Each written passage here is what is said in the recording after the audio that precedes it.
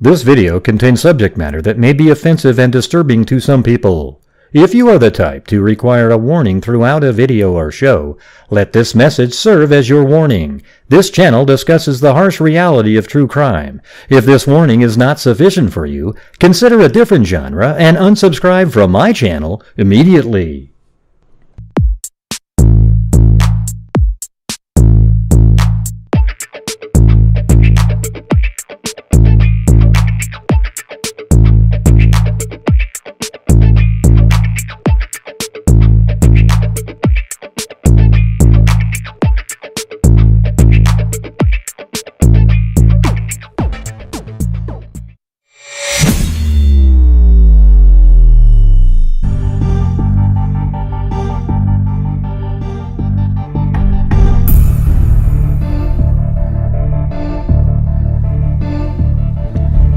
What is going on, freaks?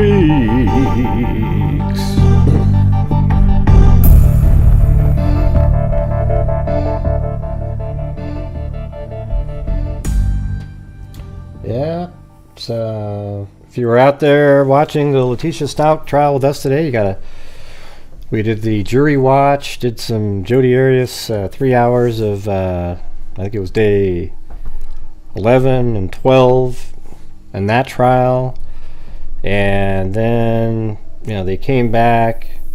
It seemed like there was some sort of they were asking for they had jury questions. It seemed like there was probably somebody that wasn't quite sure, but anyways, she was found guilty on basically every charge. They just kind of quit doing the lesser ones at some point. They just said yeah. So she got life without parole twice, and then on top of that, some other charge of like 13 years to run consecutively, not concurrently. So it was like, even after she dies in prison, there's more time to serve.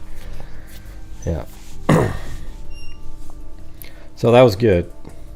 Other than that, it was pretty passionate speeches given by the parents, and Letitia didn't look at them. They didn't look at her either. But I think there isn't going to be any. They'll attempt to appeal, but there isn't going to be any appeal given for any reason whatsoever. So basically, Letitia Stout has disappeared off the face of the earth. She's just going to be somebody languishing in prison for 50-something years. Except by that time, there'll probably be somebody going, "We can make a change. There's new drugs out there that can just..." And who knows, right? It'll probably be deemed unconstitutional or, evil and mean to keep somebody in prison that long. Right. So tomorrow we'll we were on day 13. So at some point during the, morning, 11 or 12 my time, I'll start the day 13. That's the first day that Jodi testified on the stand. And this is for the people who didn't really watch the whole thing, or they wanted to watch it, but they couldn't, or whatever from the last time. Or you watched it, but you don't remember everything. And it's pretty interesting to go back over again. So there you go. And also, everybody, like I say every single night, if you can afford it and want to help support the Gray Hughes Investigates channel, that would be awesome. Because I do these, today has been a really long day.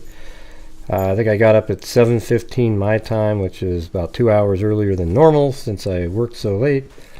And then all the way up until 3-something, and then preparing for this show, and now I'm on to this one. So there you go.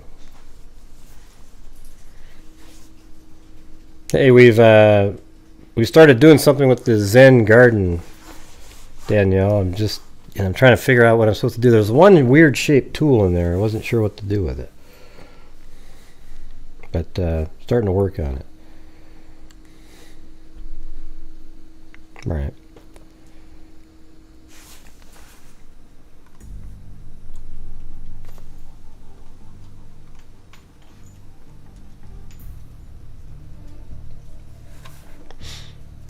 Okay, so there's that, and let's see.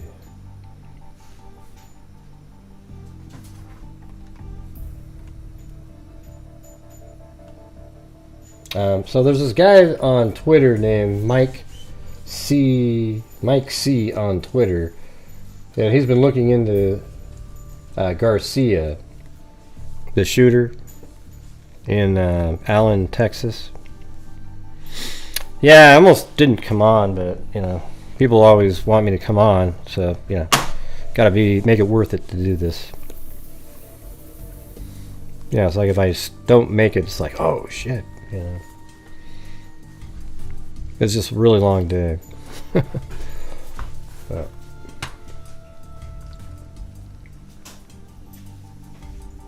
Yeah.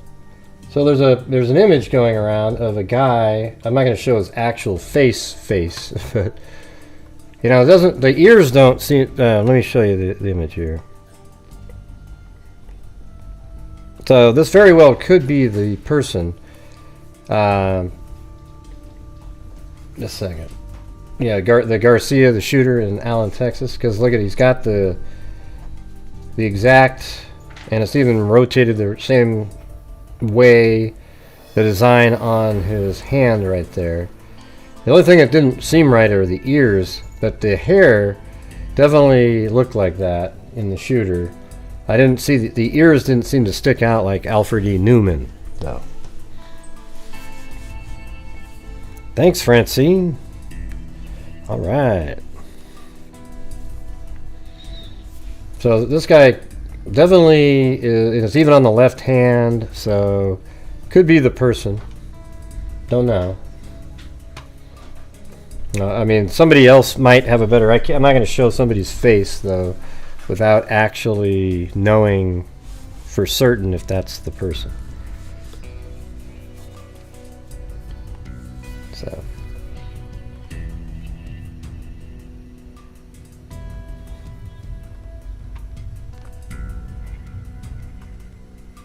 So that same Mike C guy, or actually it's, well, Mike C posted this other guy's, like a blog by, like, ARIC Toller.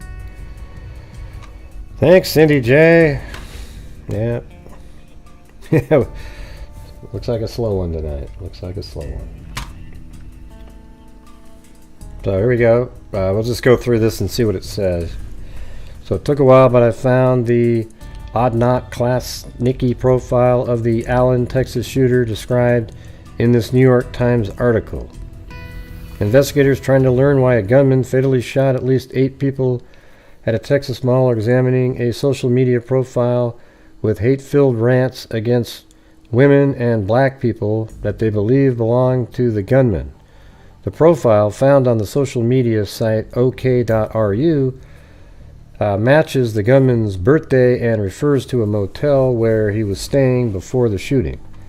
The profile also includes language praising Hitler and references to neo-Nazi websites like the Daily Stormer. On Sunday, officials identified the gunman, who was killed at the mall by a police officer, as Mauricio Garcia, 33. The motive for the attack remains unclear.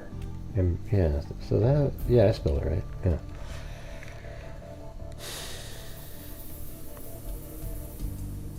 Hey, thanks, Eugenie.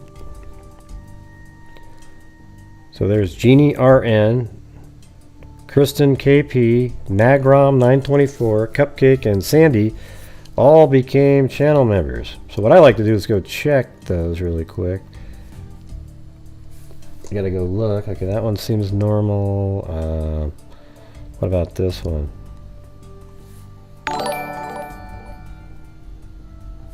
That one's really late there. Kristen KP there. And this one is, that one's old. And then we go to that one, and that one is 2020. And then this one is also 2020. Okay.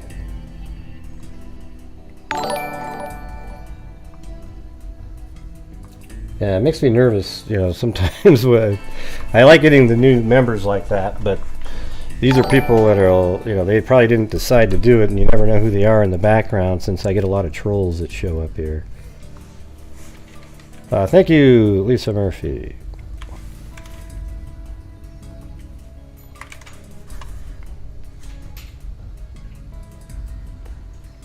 I don't know why they're not actually releasing a photo.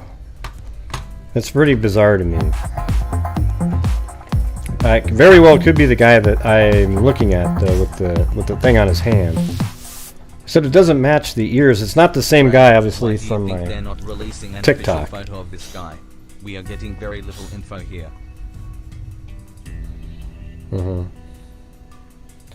The most recent post on his OK profile is basically his Manifesto suicide note.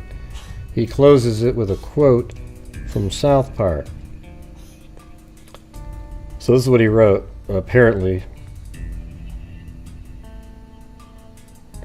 It says, I'm just going by what this blog says, so whether or not, I don't have any way to independently verify this stuff. This is just, it seemed pretty legit the way it was put together, though. Yeah, everybody thinks they saw the one picture that was going around on Twitter that wasn't accurate. Yeah, then I found a person with that name on, not TikTok, on Pinterest, I think it was, that had everything looked similar to me. It looked good. I posted it in the community section, but might not be him. Yeah, well, you got to be a Megazoid on the channel. So anyways, here it says, deranged former Yakuza member, I don't know what that means. It says, F all this noise, it's all so empty, fake, boring. Every school shooting to me is the perfect time to be a completely horrible person and see this event like a sport or a comedy. The most important thing about a school shooting is to know the race of the person who did it, the kill count, and then compare their accomplishment of murder to all those who came before. And also learn intricately the life of the killer so memes can be made. Because let's face it, killing people in an interesting way is an art that earns a lot of respect, just inherently. The tenuousness of life forces it to be this way, and to play into the moral banality of its normies is kind of, it says gay to me. It's funny how pomp and circumstance to murder reaction has become this forced Solomon Church moment we are forced to affect around the public in order to feel normal, when the reality is, I just don't know. A lot of people are just like me and want to reveal, revel in the Schadenfreude. The media effing proves it. They will never miss an opportunity to cover the event and cater the coverage exactly for sick Fs like me. Because the heart of the matter is, we all know it's just an effing spectacle at this point, and the spectacle and the killer are far more interesting. The boring Fs who were killed, there is always humor in darkness.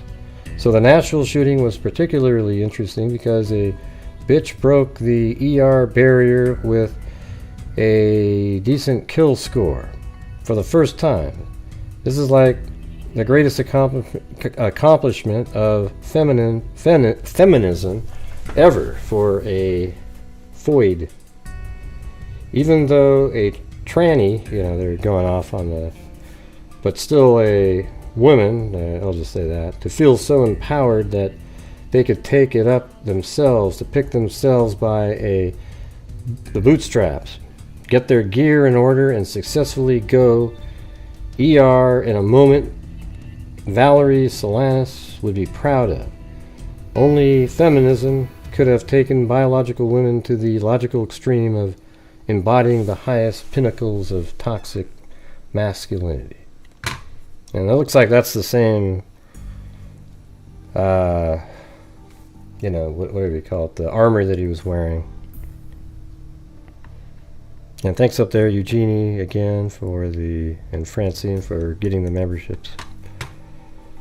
And then he wrote this sort of like a Zodiac killer thing where, people can try to figure out what it means, but it says, I'd give you a hint, but even the smallest hint would give me away.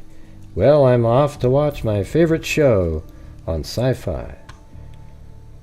And apparently that's the same person that I was showing you a minute ago with the ears. Apparently this is the same guy. I don't know.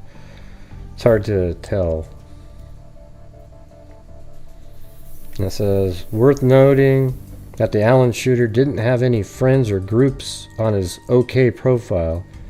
He used it like a personal diary. He may have chosen OK because it's virtually zero content moderation. Christ just noticed this. He was at the mall where he did the attack 3 weeks prior. He was monitoring the peak visiting times on Google. So he had a stopwatch there. Let me go back to this one. Like he was literally has the time on here. I can't remember what time was that. Like it was like 1 or 2 o'clock, something like that.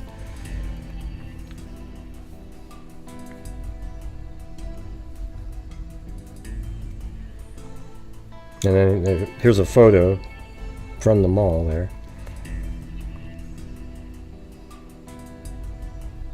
Apparently these are pictures of all of the ammunition that he got, and he posted those. Boxes upon boxes of ammunition that he apparently received a few weeks before the shooting. These photos were posted at the same time as pictures he took at the Allen Mall.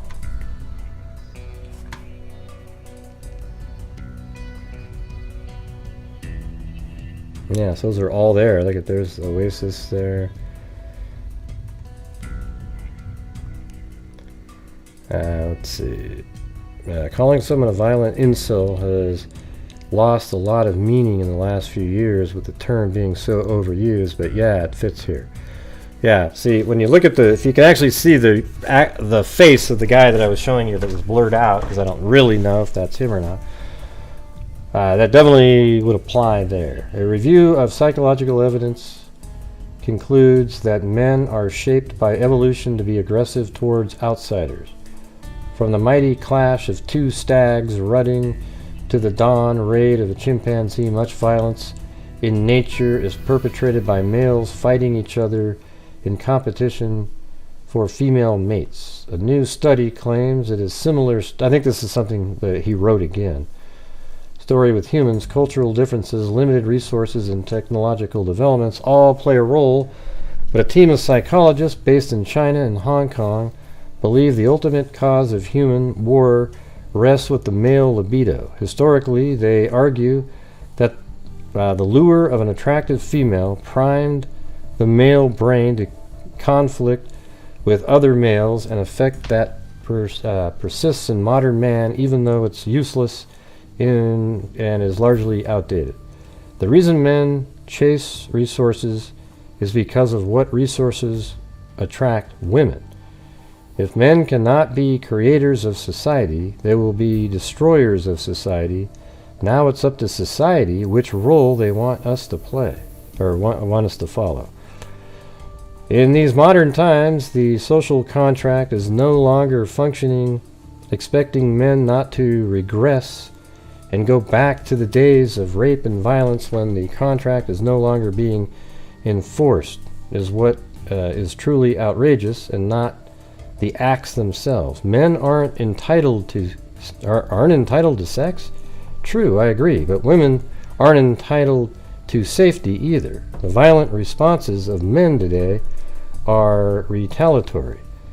There's no real motivation to bother trying to be a hard worker to be civilized when your reward at the end of the day is to get married to used goods who is likely only settling for you because she aged past her prime and has a ton of baggage. As cold as a glacier in Russia in the dead of winter. Jeez, this guy's nuts. Conclusion. Everyone who tells us variations of sex is not a big deal needs to die, be forced, I don't know what that means, be forced into lifelong celibacy, no exceptions. Disenfranchised males equals self-destructive males. I don't care about getting a girlfriend anymore. I still want sex. Just not a girlfriend because I don't believe anymore women are capable to genuinely love a man. What is overly normal and what is covertly normal are two very different things. For example, in public, normies will say that banging a family member is nasty. But in private porn websites, data shows that people are extremely interested in faux cess-themed content. Probably like incest or something. If God did not exist, it would be necessary to invent him. Be fruitful and multiply. They have been overprotective growth stunners, control freak tyrants, prudes who blue-balled me at every turn, narcissistic abusers, and because they know it will get a rise out of me, they even annoy me just for the fun of it. The video pre-uploaded and scheduled to post yesterday, he shared a link to his YouTube on March 6th. That is not his YouTube, that's his account uploaded yesterday after the shooter was already dead. Okay. Worth noting that he uploaded this video before the shooting and scheduled for it to be published, so now it's not available on YouTube. Also in the same apartment that he posted back in December on his OK page. And I haven't checked if it's actually him in the picture. I assume he just posted it because it's a big swastika fan and he has them all over the rest of his profile. I wonder if the Allen, Texas was a white supremacist. If only there was a post that he made himself where he could find out in context of him being Latino himself. Yeah, so those are pictures of him right there, I guess.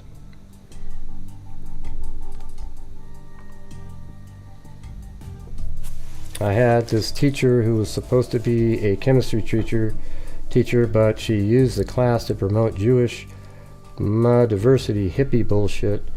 I was just starting to go right wing.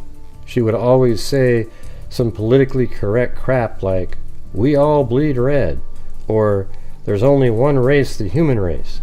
I didn't know what to say at that time. I know what I would say now. Animals bleed red, but they're not considered human. If there's only one race, the human race, how's it possible for anyone to be racist? I was sick of hearing her bullshit. One day, just for fun, I did the Roman salute. She got butt hurt as well as hell. Gotcha. She said, "Don't even get me started on that evil man. I'm getting you started." I did it a couple more times. She said if you do it again, I was going to get detention. Thank God I'm not in Germany, where the punishment would have been a lot harsher. Like a week later, as I was walking into class, PC teacher says, "Hi, how are you?" I said, "Final solution." I mean, this guy's an idiot. Just like that, I ruined her good mood. She went off on me. "How dare you be a Hitler supporter? He would cheerfully kill you, your non-blonde haired, no blue-eyed having behind. You're not even white." Well, he did get Germany out of economic recession. I think you meant recession, right? He was the Führer and Chancellor of the Reich. He was one of historians' most powerful men. What's not to like? Well, he actually got smoked by a bunch of people later after torturing and killing people that had no weapons. Yeah, he's a real badass there. Let's see. I was in ROTC and I was wearing my Class B uniform. As I was leaving, I said, "Hi-oh." She said, "I'm wearing a uniform that stands for diversity, equally, and justice for all, and that I should be ashamed of having those beliefs and wearing the uniform." Awesome. She is sharp as a tack, but all those smarts came at the expense of her common sense. I was in the hallway and I dropped my shit. I was picking my stuff up and PC teacher saw me. She said, "Are you alright?" I just said, "White power." She then said, "I would not be saying that if I was Hispanic." PC teacher said it was tragic that I was a Hitler fan and that he was notoriously evil. Well, I'm a fan of all things evil. Yeah, well, you sound like a nut job.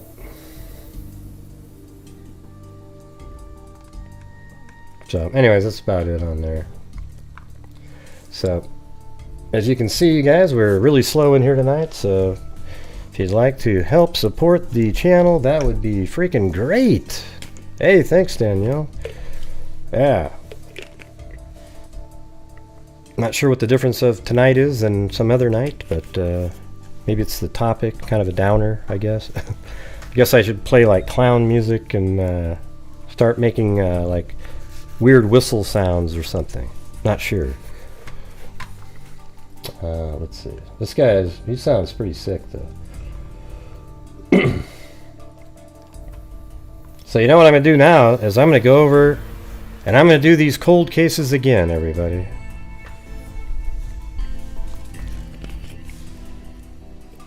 Thanks, Alley Cake. Yeah, we'll see though. I'll do it for another 30 minutes and we'll see where we're at here. If not, I'll just store them because these are pretty interesting to me, but the energy level is so low that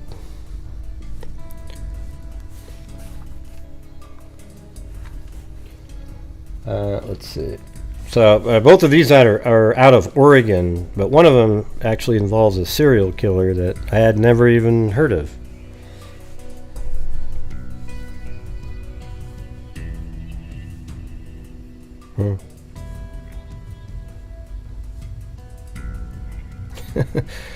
Yeah, I don't know. I don't think I'm in the greatest mood anyways. It's just sort of been too long of the day. And then to have it start like this, it's like yeah. So anyways, let me get to this 1966. Thank you, Travelin' Teresa. Alright, so this is in Oregon, in Coos Bay, Oregon. Just this little town. Like, basically, if you're not from Oregon, you've never heard of it. I have, Gray. One time I went. Okay. Thank you, Simple Life Days. So this is when I go to Bandon Dunes to play golf. It's sort of down in this area down here. So I think it's just down. Bandon Dunes is like, I think. Love old cases. Yeah, it's right here. So it's pretty close to Coos Bay here.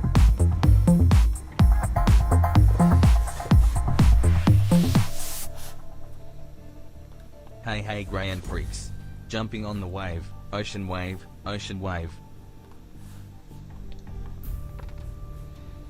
It's so weird to me that they don't have a picture of that guy that's just verified. Like, here he is, everybody. This is him.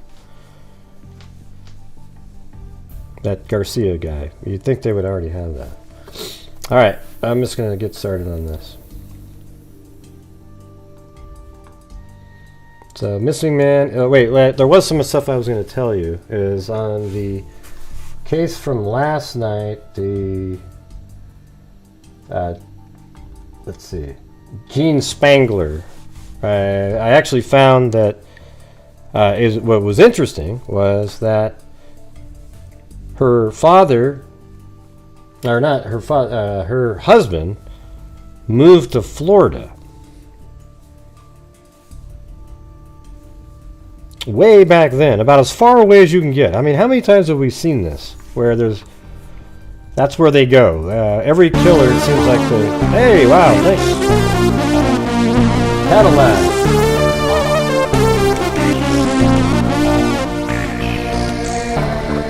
Daniel Burrell. Not a lot to say again, but can't send that super sticker. Oh, you can't do a super sticker? Huh. That's weird. I've had it the other way around, where I can't do a super chat, but I can do a super sticker. Out of work right now, will send more when I can. Yeah, then I'll do some missing people tomorrow. Tomorrow will be easier, so I'm just going to play the Jodi Arias thing, and then while it's playing, I'll be listening to it, but then also trying to get some stuff on some missing persons that are more recent. Alright, how's that sound?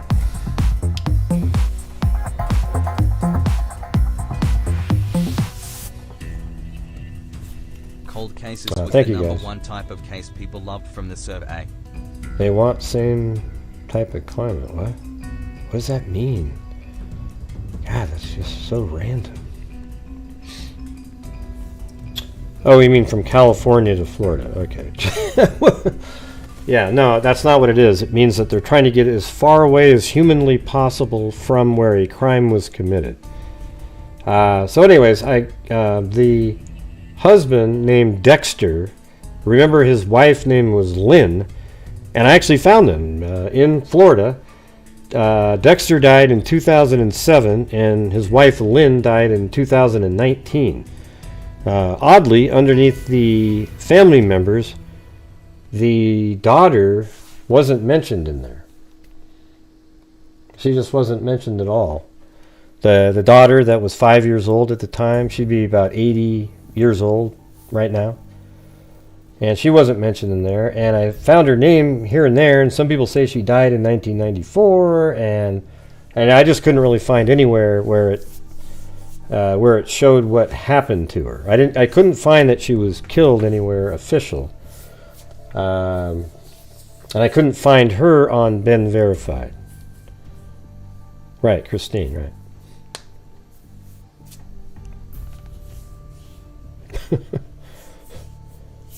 Okay. Yeah, so Christine, and I think, well, hold on. Let me just go back to that really quick before we move forward.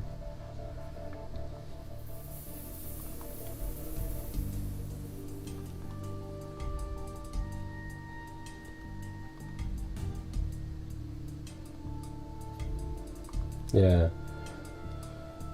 Well, there's a whole bunch of different articles. I might do another sort of I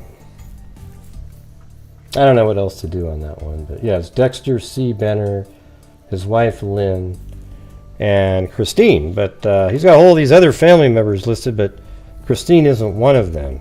I was actually trying to get a hold of her if she was still alive just to see, but apparently she's never talked about it.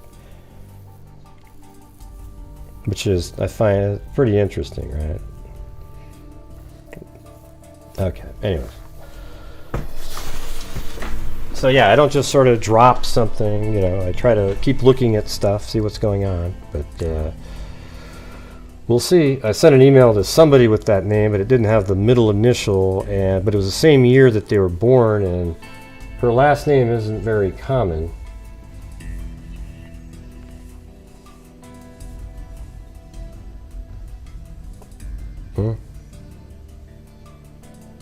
Yeah, she wasn't on Find a Grave. Right. Her parents were, though. When you type her name on Find a Grave, it puts her parents on there, which is odd. But she's not on there, so I don't think she's dead, but this one post I found said that she was dead. I don't buy it, though. No, they didn't just want to move on. Yeah.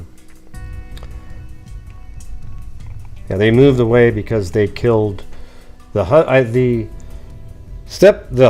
husband, Gene Spangler's husband, is so incredibly likely to have been the person who killed Gene that it's almost staggering that they didn't do it. Just based on that, the only alibi he has is from his new wife that was sitting at home. The one who also wouldn't want to have to pay child support for another 13 years.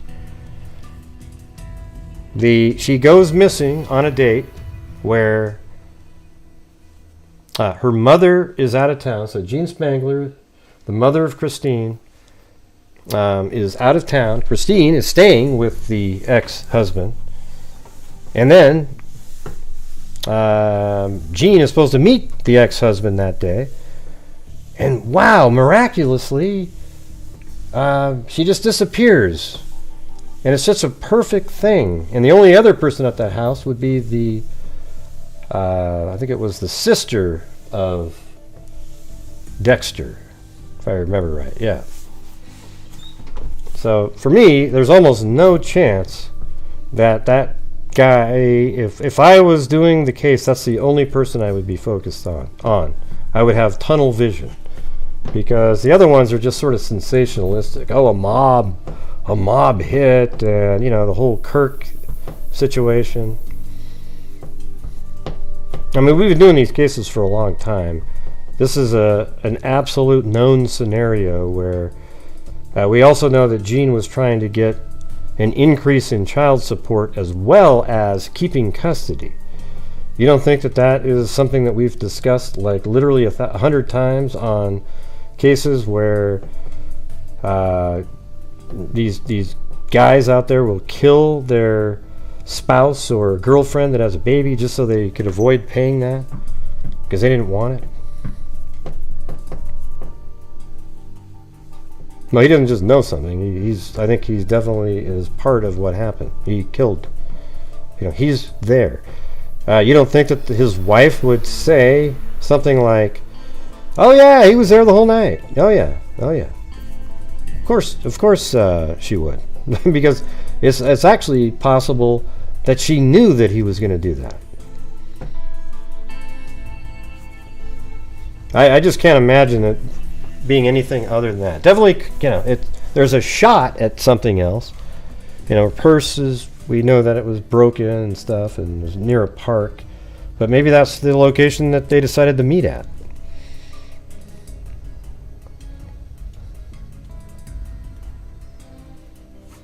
Yeah.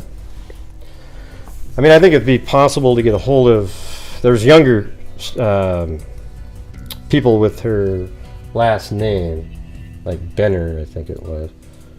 And so you probably get a hold of them, and maybe they'd give you a reply of where she is or what happened, but I doubt it. There's probably this big secret in the family that they don't want to talk about. That's what I think. Anyways, that's my opinion on it. If there was something more likely, I could shift over to that, but I just don't see it.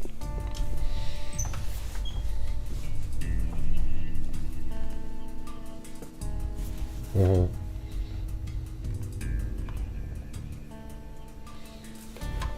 Okay, anyways, missing man is sought by police in Coos Bay, Oregon. Alright, so let's get back to this one. This is Coos Bay. Let's see what's happening.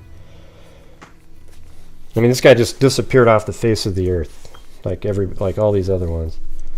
And this is 1966, February 1st. Police in Northwest cities are trying to locate Howard F. Kley. It might be Kley, K-L-E-Y, I don't know, of Lafayette, California. Unreported since about midnight last Thursday when he was in the Chandler Hotel Skyroom. So I wonder if that's still there, if we typed in Chandler Hotel. Oh wow, it's the Chandler building. I would imagine it could be, let's see if it looks like a hotel or anything. Oh yeah, that looks like that could have been a hotel back in the day. So I'm going to go ahead and mark that down as likely the spot of the Chandler Hotel.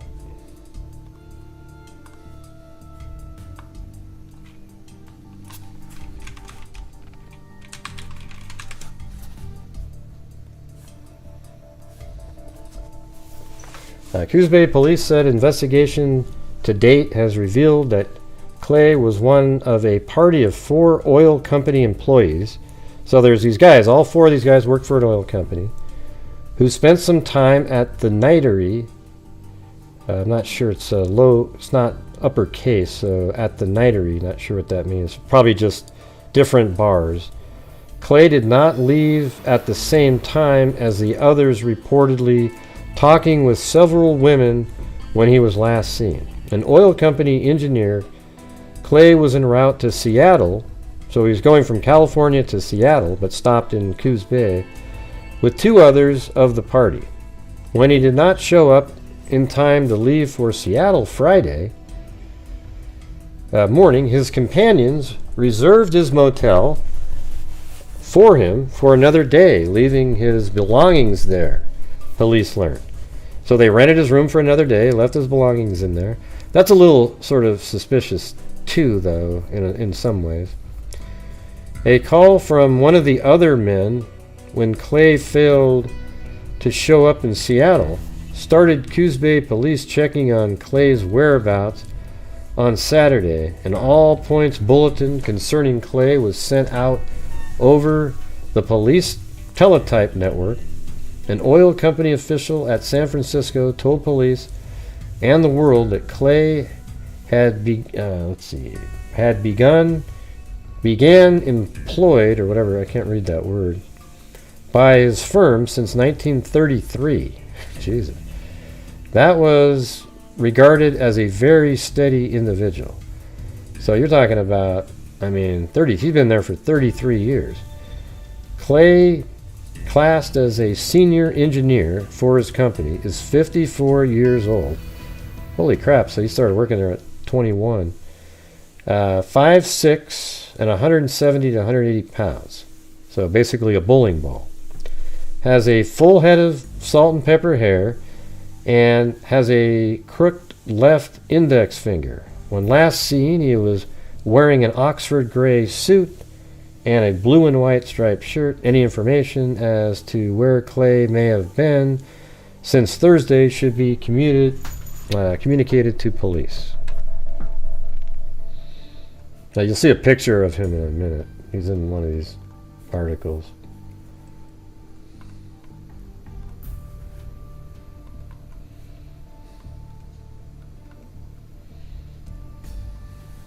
Yep, now it just still says, Coos Bay police continue to seek clues in the whereabouts of Howard F. Kley, 54, senior engineer for the Shell Oil Company, who disappeared in Coos Bay last Thursday night. Other police departments of the Northwest have been asked to join the search. And don't forget to communicate in the chat, That'd be awesome. Kley, whose home is in Lafayette, California, stopped in Coos Bay with fellow Shell engineers while en route to Seattle. He was last reported seen about midnight Thursday in the Chandler Hotel Skyroom. Coos Bay police reportedly seen at midnight Thursday in the Chandler Hotel Skyroom. Okay, so he was in the hotel at midnight. Except about midnight Thursday in the Chandler Hotel, huh? So he was in the hotel that he was staying in, but up in a sky room or something like a bar, and then he just never made it back to his room. Coos Bay police received the accompanying picture of Kley this morning from Shell officials in San Francisco. The picture was said to be an excellent likeness, although made 8 years ago. The oil company is reported to have engaged a private detective agency to join the search for Kley. Kley is described as 5'6", 170 pounds, has a full head of salt and pepper hair and crooked left index finger. When last seen, he was wearing an Oxford gray suit and a blue and white striped shirt. And that's him right there. Howard Kley.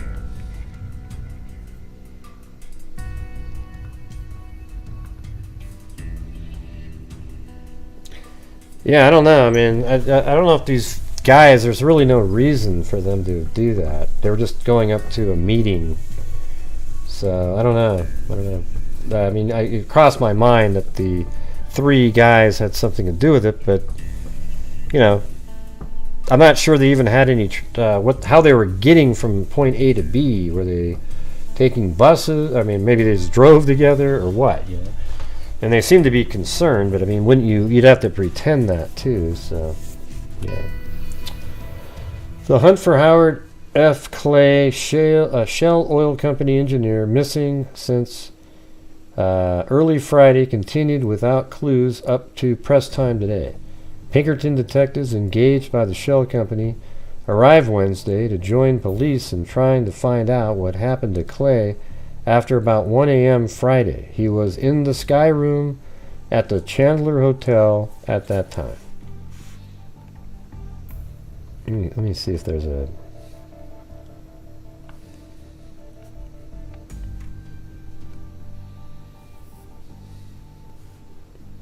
So I wonder if that's that thing up there. You know, that little pointed part of the top. Yeah, maybe up in here. You know, like this might have been the hotel, and then way up there is the Skyroom.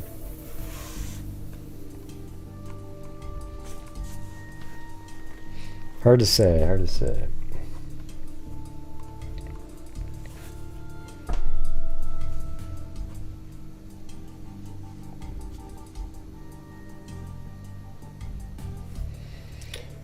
I don't know. I think they just were like, man, he doesn't have the money, so let's just rent the room. We don't know where he is, but, you know, just make sure his room is rented another night. I don't think they were trying to, like, help him out for sexual rendezvous. They just had to go. There was a meeting, so they're like, shit. Well, we're the ones with the business corporate card or whatever, so let's go ahead and pay for a room and let's get moving. Yeah, it just doesn't, I don't know. Doesn't sound like they were thinking there was some really fun stuff going on. So let's rent another room and be like, yay, this is going to be fun. Many persons are reported as having seen Kley and his companions, also Shell employees, at various places prior to 1 a.m.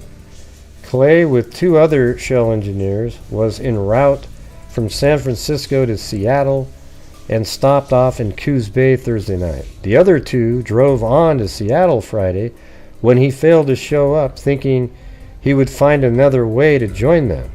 Search was begun by Coos Bay police Saturday on word from Seattle that Kley had not arrived there.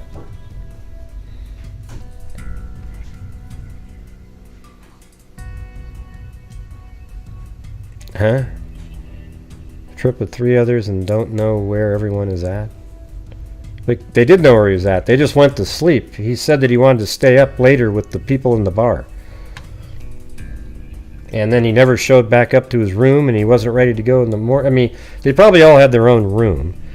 And they knocked on his door, and nobody ever answered. And it didn't seem like he was there. And maybe they even checked the room. All of his luggage was there. His bed, however, wasn't slept in.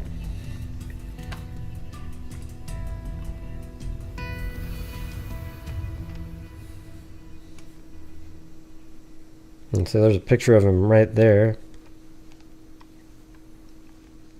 Why is that, Renee?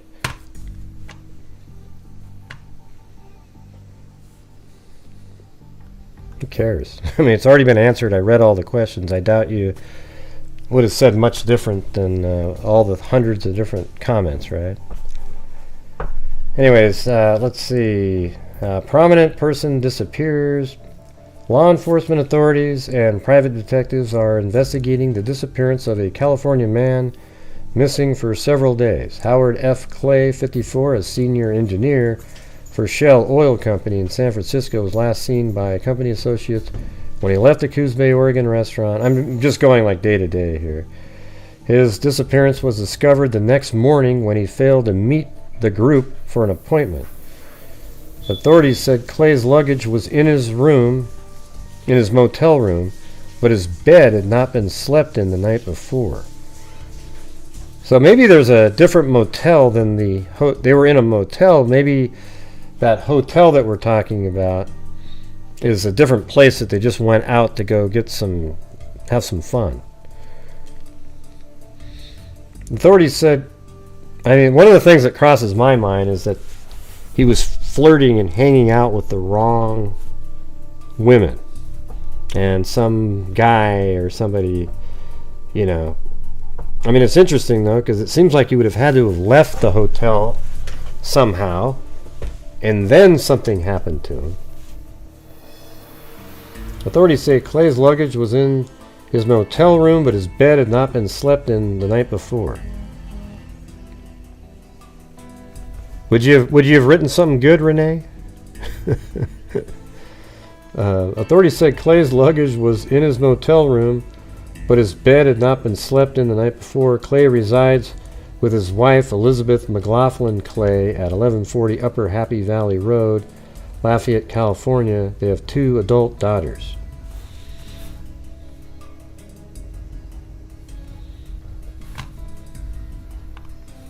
I think it's these ones are so cool. They're just like these random. I don't know what makes them interesting to me, but just there isn't a soul that'll ever cover this story on YouTube or anything. I mean, I guess it's possible, but it's just doesn't have anything sexy about it. It's just sort of like, well, I mean, it could be all about that, really, but probably not. What? You wouldn't have anything good to say? Is that what you said? Or maybe that was answering the question that I said before. That's pretty funny.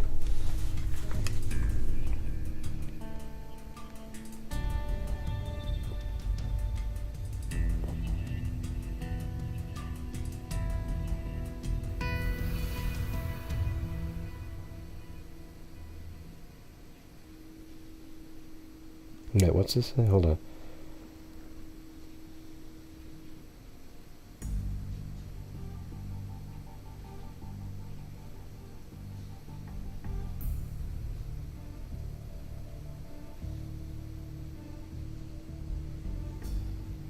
Oh, hold on, let me look at I gotta look at something really fast.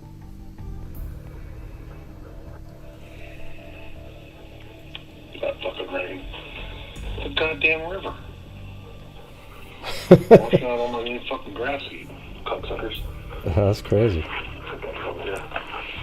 I guess we got a lot of water. There was this really powerful rain that just happened. Let's see.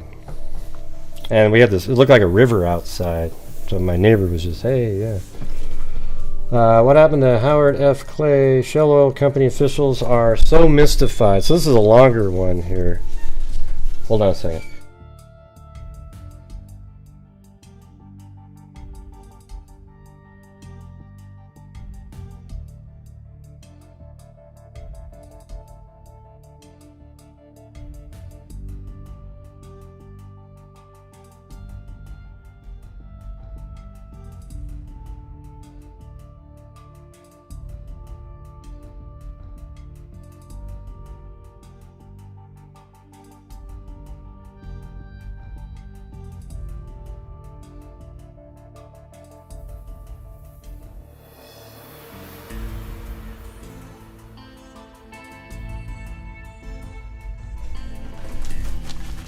Yeah, can't really see what's going on in those. we had this, it's just like this hard rain for like an hour, and it just water was all over the place. It looked like rivers outside. Yeah, it was pretty funny. Ah, geez, Cindy. Oh God, it's just every single time. Can I just do what I need to do every once in a while, you guys? You don't have to sleuth out every single thing.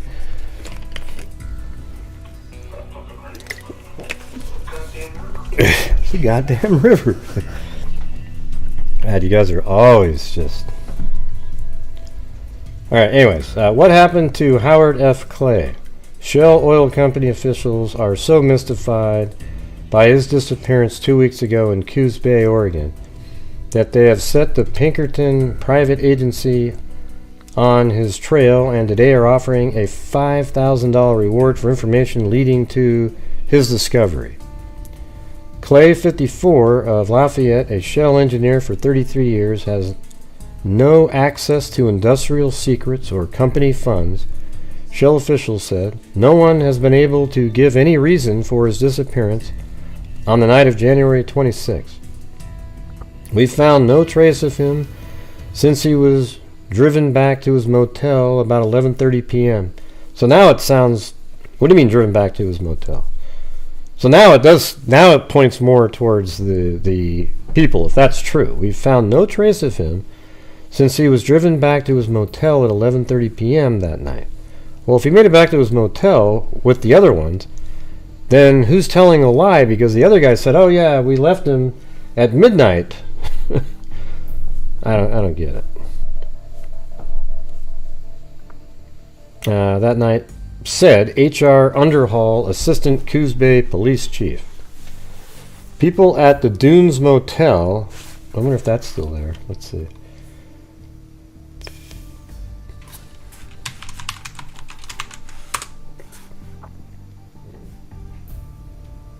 Now there's one right there. I could imagine that actually being it. But he wouldn't be... Well, you wouldn't need a drive, though, to there. So there's Red Line and then a motel. I don't know, you know. I'd have to look that up or something. It doesn't seem like it's going to have the same name at this point. Well, thanks, Cadillac. Where does it come out? Over here on the... Probably that's the one that drained there. Yeah, we were talking about it. Yeah, probably. We'll just put rocks over there or something. Yeah, we'll probably dig the hole on this side. Yeah. We found no trace of him since he was driven back. So let's see. We have found no trace of him since he was driven back to his motel at about 11:30 p.m. that night, said H.R. Underhall.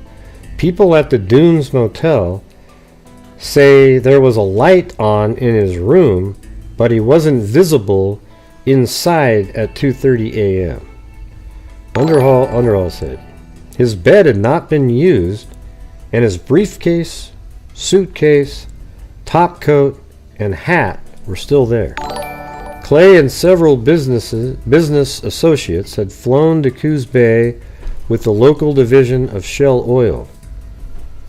Underhall said Kley had been conferring with product users on board a ship in Coos Bay. Really? So Underhall said Kley had been conferring with product users on board a ship in Coos Bay. So they stopped there for a reason, not just for driving. Until about 4 p.m. Then he had an appointment to discuss lubrication with the operator of a coastal tugboat firm. Wow, these guys were busy. But the tugboat man failed to arrive in time, and Kley and his associates eventually went to the Chandler Hotel for dinner.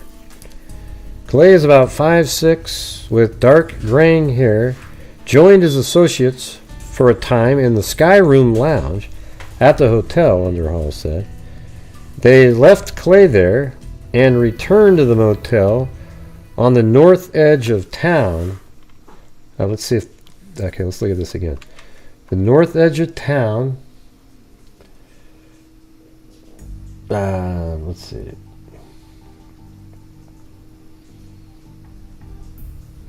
And returned to the motel on the north edge of town across U.S. Highway 101 from the Bayshore.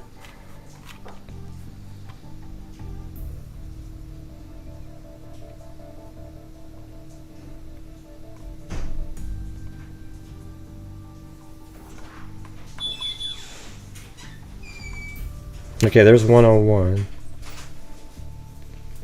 That's Chandler. See, I wonder if that's this one right here. But it says across U.S. Motel on the north edge of town across U.S. Highway 101 from the Bayshore. So here's the Bayshore across 101. I think it could be that one. But why would you need a ride from here? I mean, I guess you could have got a ride. I mean, it's 4 blocks. You might not know the area or something. But there's also one over here. Easily could be this one. I mean, here's 101 and then...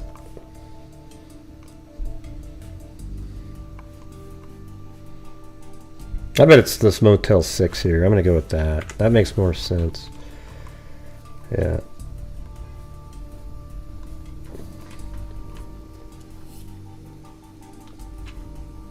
Skyroom. We'll return to the motel.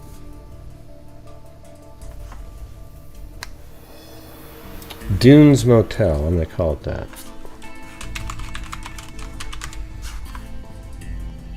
There we go. So I bet you anything that that's it right there. Not the red line in here.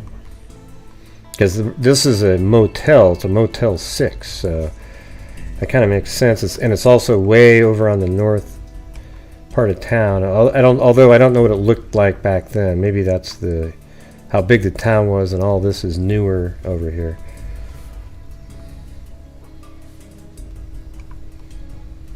Kley about 5'6". Let me get back. Where was I? Right there. We were right here.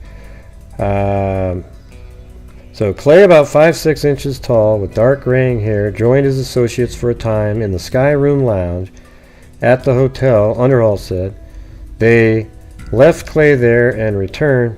Thanks, Shogun Love. To the motel on the north edge of town across U.S. Highway 101 from the Bayshore.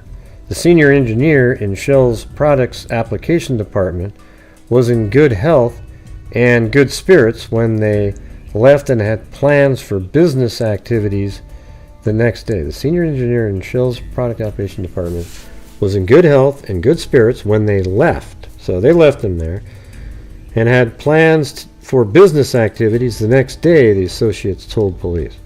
Neither police nor Pinkerton detectives have uncovered any reason for Kley's disappearance. Police have traced him to the parking area at his motel at about 11:30 p.m. So how'd they trace that? They found somebody who claims they dropped him off?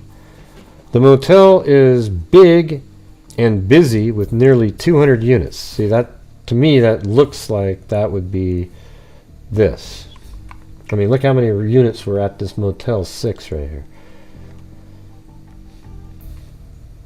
I mean, that looks like, you know, could be easily 200 units in there. That thing is huge. Look at 1, 2, 3, 4, 5, 6. I mean, I don't know if there is or not, but it goes all the way over here too.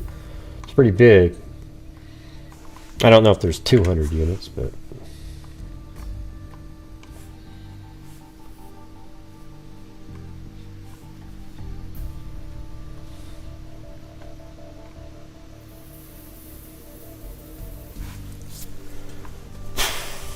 wow, that's pretty weird, man. The motel's big and busy with nearly 200 units and is located on the town's main thoroughfare.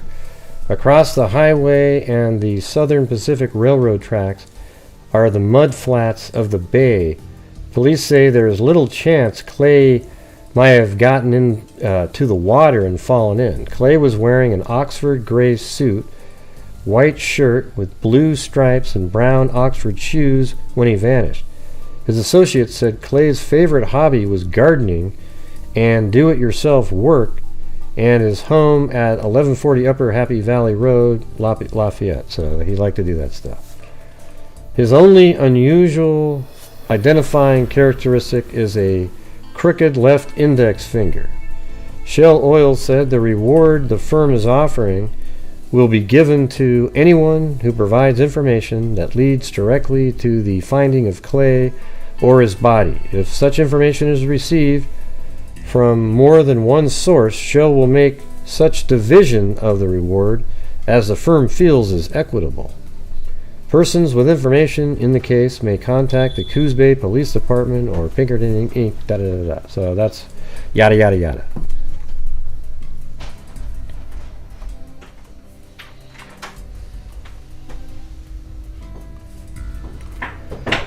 Okay.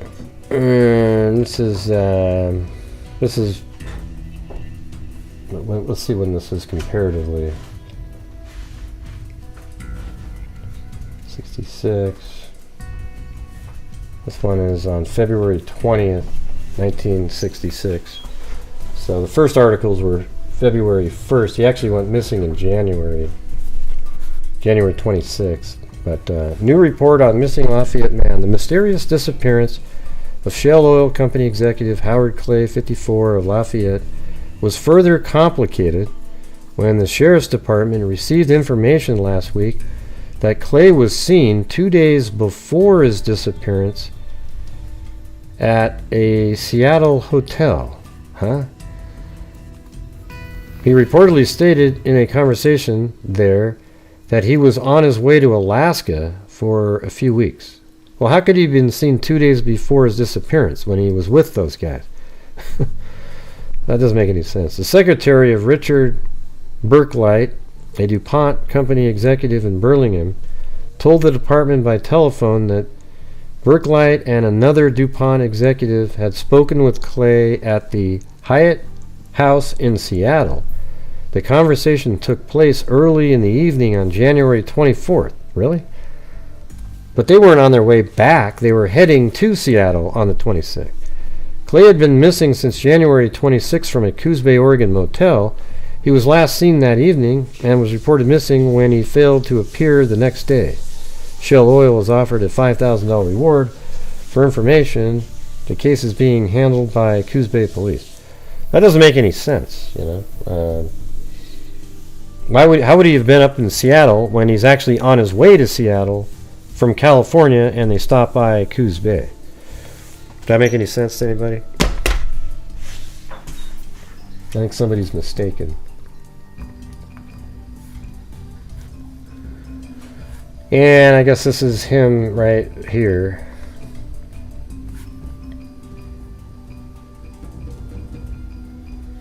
Kley, a senior engineer for Shell Oil, was on a business trip when he went missing on January 26, 1966. This is charleyproject. He and two business associates had stopped in Coos Bay, Oregon, en route to Seattle. Yet this other guy claims he was there 2 days before in Seattle. Kley and three of his business associates checked into the Dunes Motel on Bayshore Drive, had dinner at the Skyroom Restaurant. When his coworkers were ready to go back to the motel, Kley told them he would be along later. He was last seen talking to several women.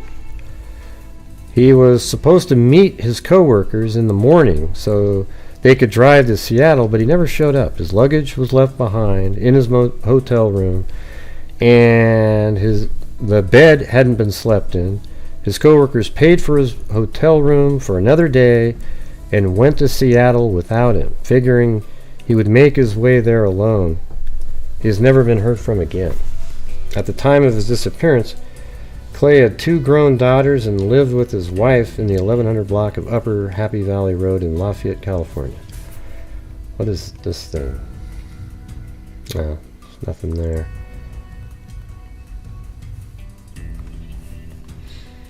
But, let's see.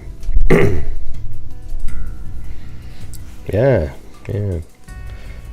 Come on, Cindy. You weren't even around during those jokes. So, you know, don't, take over other jokes. Let's see. Jack Manor-Angel. Yes, Gray. Talked about the earlier. If you want to see. Huh?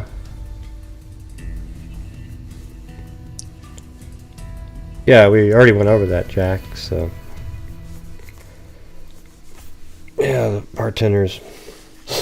I don't really have much more. I have this other story, but I think I want to do more on it because it was like, it got kind of serial killer. There's other people in it. You know what I mean?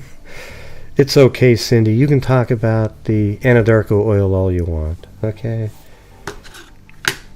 It's just a joke from about 4 years ago. Maybe 3. Well, we don't know if it's accurate or not, but it looked pretty good. That information that was out there. Yeah, I just like, some jokes are like, hey, those are for the people that have been using it, not, you know what I'm saying. It's more funny when like Cairo says it or something like that.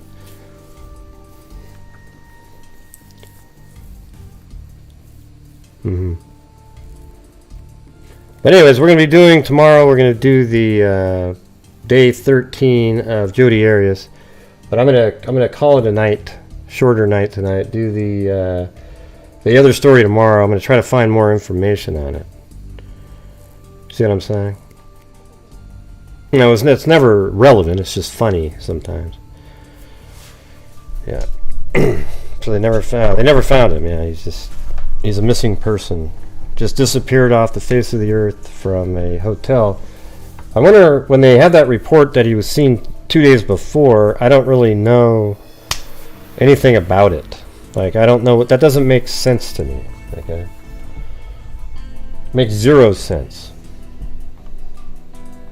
So, anyways, thank you to Francine, Cindy, Eugenie, Lisa Murphy, Danielle, Alley Cake, Traveling Teresa, Simple Life Days, Cadillac. Without that one, it would have been, without a doubt, the worst night we've ever had in the history of the channel. Danielle Burrell, Danielle, Cadillac, and Shogun Love.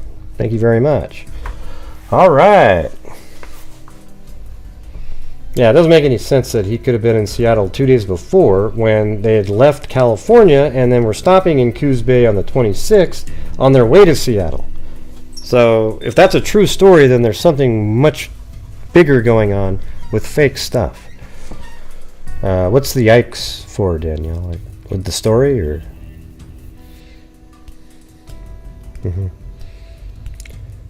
Hotel looks like it might have. Yeah, it's not in the right spot though, Moofy. So, all right, everybody, thank you very much for being here. We'll see you guys later, and thank you very much. And let's see. Let me look down here.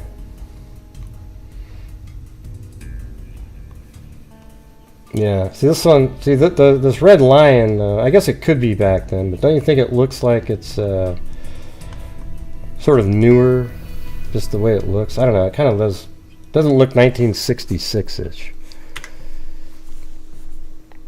What's the yikes for, Danielle? I'm trying to figure out what you're saying there. It just says yikes. Nobody knows what that means. In fact, I'm just reading through and it's yikes, and there was nothing, the 2 days before part of the story, or what?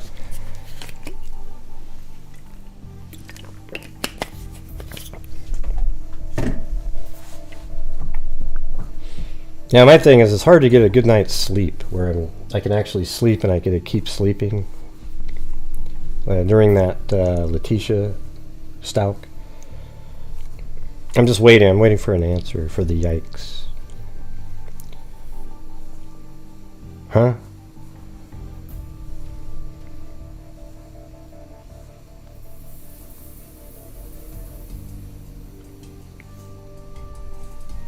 Yep, and thank you for those who supported the channel tonight. Appreciate that. Everybody else, hit the like button if you could. That'd be freaking awesome. And we'll see you tomorrow, everybody. I need some sleep. All right, thanks for being here. Till next time, be safe. Yeah, I've been doing this true crime thing for quite a while now. And during this whole time, I have not seen one person that is a crime dissector, a projector. I'm a certified human lie detector. Gonna get ya on a stretcher if you try and play me like an old projector.